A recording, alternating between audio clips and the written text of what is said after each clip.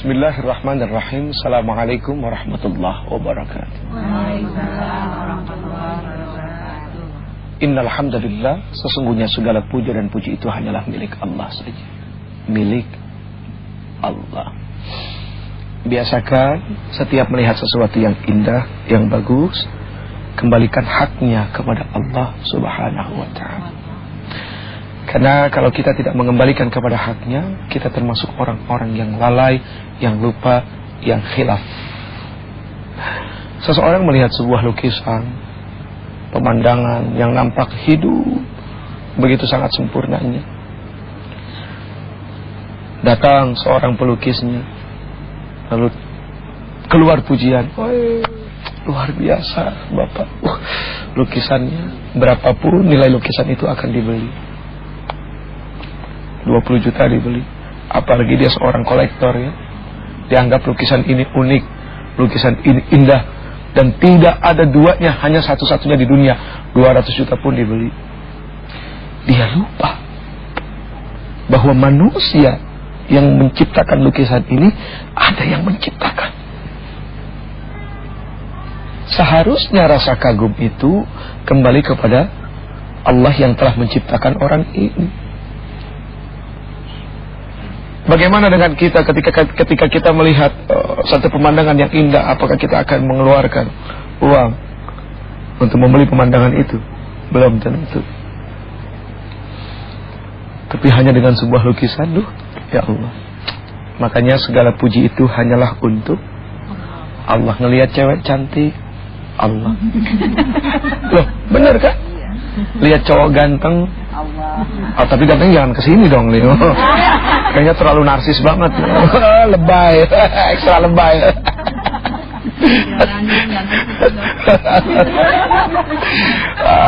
Kalau bicara ganteng mah Nabi Yusuf, Bu. Nabi Yusuf, lihat mimpinya aja coba. Apa? 11 bintang matahari dan rembulan pun tersujud kepadanya. Bulan, bintang, matahari nggak punya nafsu, sujud sama Nabi Yusuf. Gimana perempuan yang punya nafsu? Bu, ngeliat Nabi Yusuf gogoleran di lantai. Iya. Tapi hebat Ibu, kita punya Nabi yang tak tergoda. Napoleon Bonaparte tergoda, Christopher Columbus tergoda, Nabi Yusuf tak tergoda.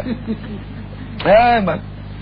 Apalagi Rasul, anta syamsun, anta badrun, anta nurun fauqa nurin, anta syamsun, anta badrun, anta nurun fauqa nurin. Wah, subhanallah.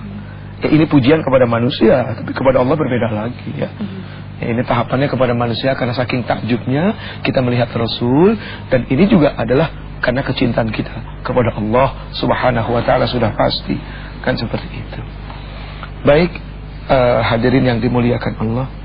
Ini ngomong-ngomong, alhamdulillah masih pada panjang umur ya. Ya. Berapa usia? 57. Ibu? 50. Ibu? 56. Ibu? 5 kurang 1 49. Ibu 56. 42. 56. 37. Saya 36. Jadi yang paling tua saya di sini sebetulnya. Bicara soal mati Ibu, kadang-kadang yang muda itu jadi sombong. Ya. Yang muda hanya berpikir bahwa yang bakal mati itu hanya yang tua. Karena cara berpikirnya adalah cara berpikir logika. Kalau logika ya seperti itu jadinya. Cara berpikir logika kan pertanyaannya, mangga muda apa mangga tua yang dipetik?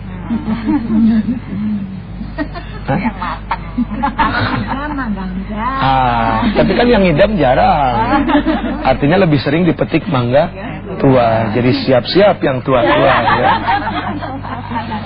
Sekarang timbul lagi pertanyaan logika, kelapa muda apa kelapa tua yang dipetik? Kalau Ramadan yang muda yang banyak. Semua rata-rata kelapa muda yang dipetik. Jadi yang muda juga siap-siap.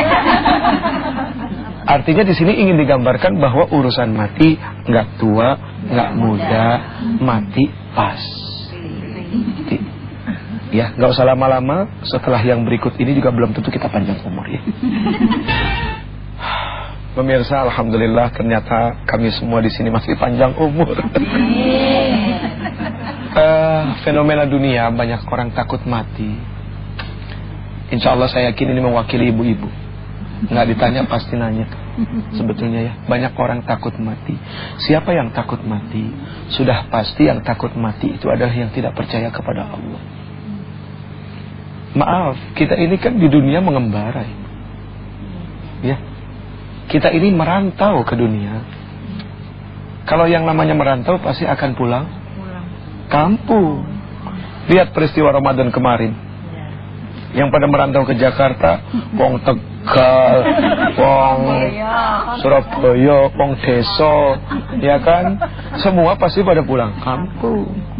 Lihat bagaimana sikap dan perilaku mereka pulang kampung. Mati-matian ibu 11 bulan cari nafkah supaya pada bulan ke-12 bisa pulang kampung dengan tidak rasa malu.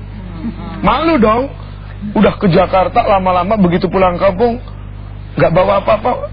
Malu toh? Malu gitu kan. Jadi harus bawa sesuatu. Sekarang bagaimana dengan kampung akhirat? Masa kita nggak bawa apa-apa? Lihat perjuangan orang pulang kampung dunia. Di terminal tidur 2 hari. Saking takutnya nggak bisa pulang kampung. Begitu datang mobil bawa barang banyak, belum anak kanan kiri. Ya, mau masuk juga serba salah karena pintunya kecil. Akhirnya barangnya dilempar, orangnya belakangan. Mobilnya jalan, ketinggalan orangnya. Ini kan, iya barangnya ke bawah, orangnya ketinggalan. Waduh ya Allah. Orang naik kereta pengen pulang kampung, lihat. Sampai tidur di lantai, di lorong kereta, nggak ada rasa malu, hilang harga diri, dilangkahin orang, nggak masalah, yang penting pulang kampung. Bahkan tidur dekat WC. Bau sepanjang 9 jam naik kereta, sepanjang 7 jam naik kereta, nggak malu. Iya kan?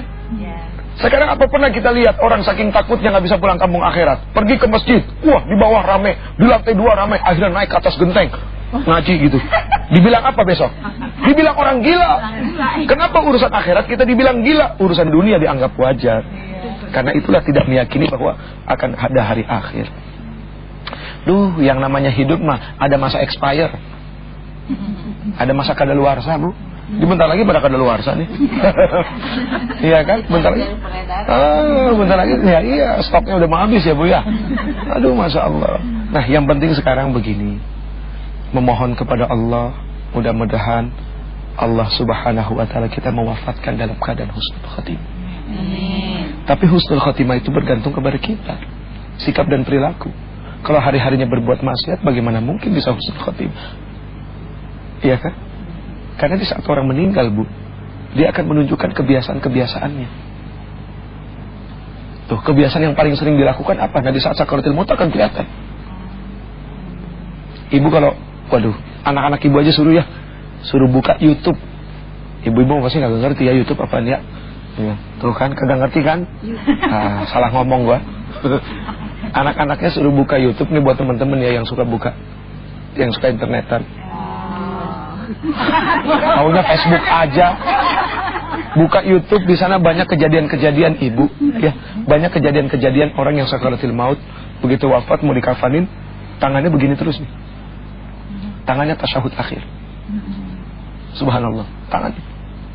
Ada lagi anak di Afrika baru meninggal 3 jam, begitu diambil, mukanya hitam angus, matanya melesak ke dalam, ininya melotot seperti ketakutan, rambutnya angus. Ternyata begitu dicari tahu, ini anak nggak pernah sholat, tukang dan durhaka sama orang tua. Gitu. Kalau di dunia ibu, kaki kita kepentok batu, yang sakit apa? Yang sakit badan, yang sakit jasad, ruhnya tidak sakit. Tapi berat nanti di alam kubur, ruhnya yang sakit, badannya tidak. Tapi bisa berefek. Nah di yaumil mahsyar, dua-duanya, karena Allah akan kembalikan semuanya, jasad dan ruh kita. Apakah susah bagi Allah? Mudah bagi Allah. Nih, mudah banget nih, ya. Allah Subhanahu wa taala berfirman, kita bicara saja langsung ya. Artinya, hai manusia, jika kamu dalam keraguan tentang kebangkitan dari kubur, maka ketahuilah, sesungguhnya kami telah menjadikan kamu dari tanah, kemudian menjadikan kamu dari setetes mani, kemudian dari segumpal darah, kemudian dari segumpal daging yang sempurna kejadiannya dan yang tidak sempurna, agar kami jelaskan kepada kamu dan kami tetapkan dalam rahim apa yang kami kehendaki sampai waktu yang sudah ditentukan. Kemudian kamu dikeluarkan sebagai bayi. Kemudian dengan berangsur-angsur kamu sampailah kepada kedewasaan.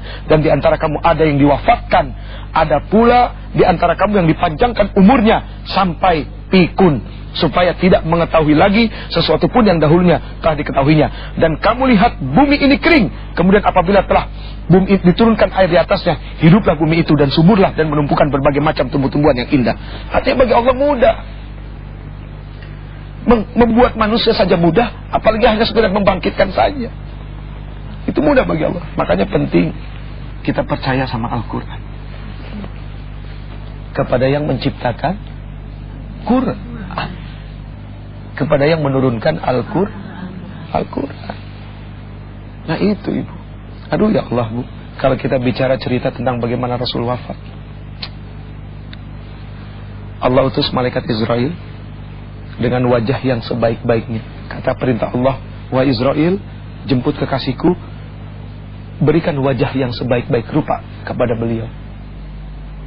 Diketok pintu, "Assalamualaikum." Lihat malaikat Jibril, "Assalamualaikum dulu bu."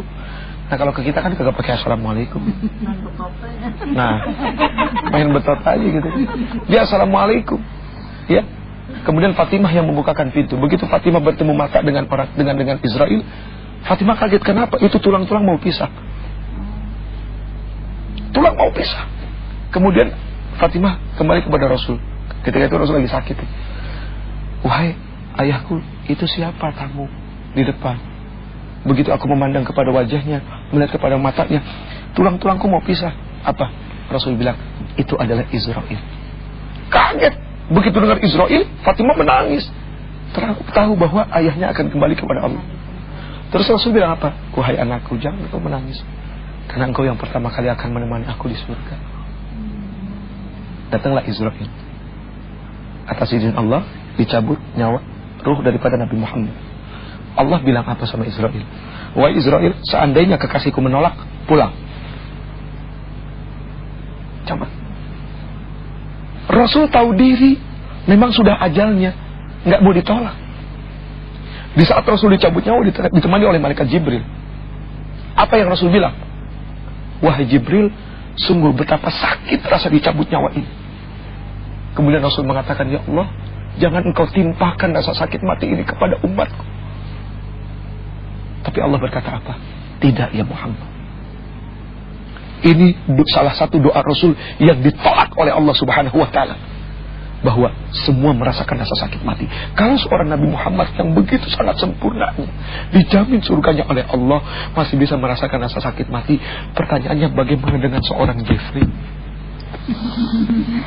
Atau kita semua yang hadir? Ya sudah, kita akan kembali setelah pesan-pesan yang berikut. Pemirsa, calon mayat.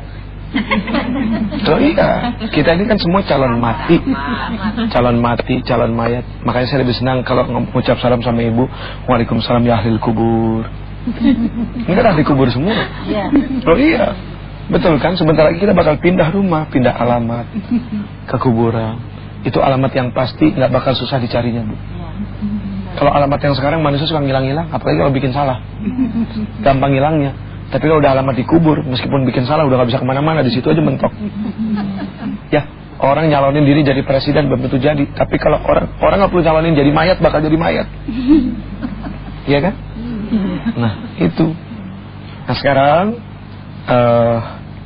sebisa mungkin jangan pernah hilang keyakinan bahwa kita akan dikembalikan oleh Allah Subhanahu wa Ta'ala. Sebisa mungkin setiap hari ibu ngejerit ke Allah ya, supaya akhir hayatnya nanti enak. Ini juga saya nasihat dari para orang tua ya. Allahu Rabbi Anta ya Rabbi, Allahu Rabbi Anta ya Rabbi. Itu saja kepada Allah. Allahu Rabbi Anta ya Rabbi, Allahu Rabbi Anta ya Rabbi. Allah, Allah, Allah, Allah, Allah, Allah, Allah, Allah, Allahu Akbar.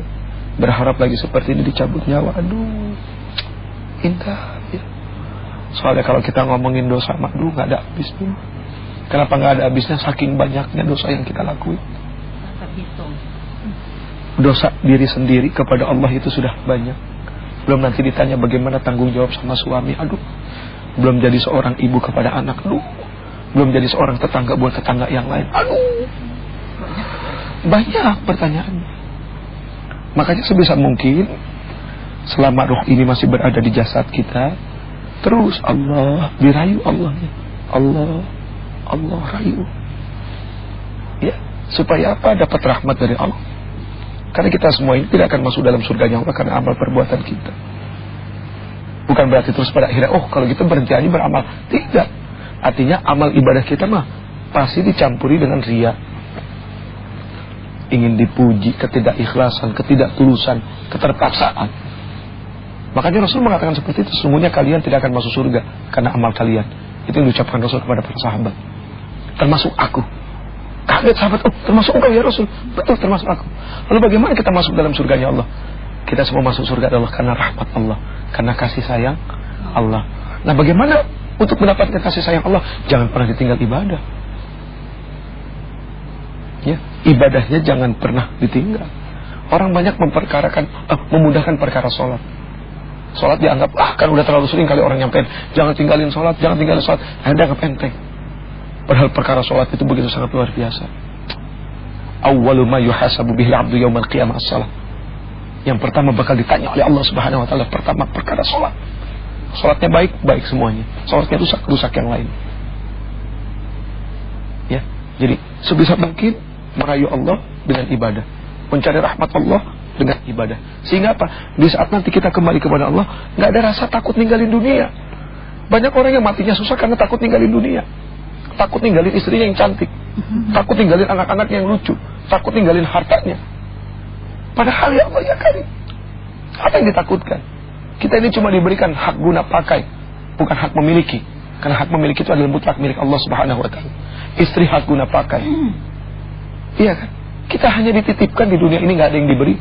Dititipi umur diambil, titipi harta diambil. Kapan diberinya? Nanti di yaumil mahsyar baru diberi. Diberi apa? Nikmat atau tidak nikmat? Nikmat surga selama-lamanya. Tidak nikmat jahannam. Habis. Finnar khalidina fiha. Na'udzubillah min dzalik. Ya. Allah ya Rabbana. Nastaghfiruka wa natubu ilaik. Wa nusalli wa nusallimu ala Rasulillah. Allahumma inna nas'aluka bihusnil khatim wa na'udzubika min su'il khatim. Allahumma inna na'udzubika min 'adzabi jahannam ومن عذاب القبر ومن شر فتنة المحيا والممات ومن شر فتنة المسيح الدجال صلى الله على خير خلقه محمد وعلى آله وصحبه وسلم سبحان ربك رب العزة عما يصفون وسلام على المرسلين والحمد لله رب العالمين. Hadirin yang dirahmati Allah, mudah-mudahan ada manfaat apa yang disampaikan, khususnya untuk diri pribadi ya. Umumnya buat yang mendengar, insya Allah pasti punya salah. Mohon maaf lahir batin. Asyhadu an la ilaha illallah wa asyhadu anna Muhammad Rasulullah. A'udzu billahi minasyaitonir rajim. Inna lillahi wa inna ilaihi raji'un. La haula wa la quwwata illa billahil aliyil azim. Allahu akbar. Assalamualaikum warahmatullahi wabarakatuh.